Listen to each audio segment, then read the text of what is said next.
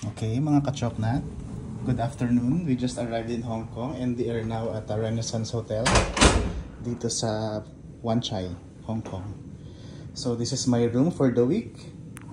Yan, toilet, the shower, and the lavatory with the mirror. Dito ko ilalagay yung luggage mamaya.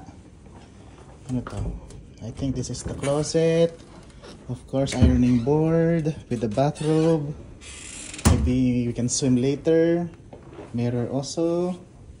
Ay, ang dumi ko. Saan to galing? Ba yan? Okay, so coffee, TV, then the bed, at aking red luggage as usual. Okay. Okay, study desk. Another mirror with the garden view. Nice. Okay, garden view. Tapos may playground. Doon.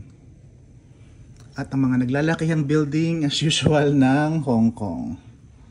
Okay, see you mga ka-choknat.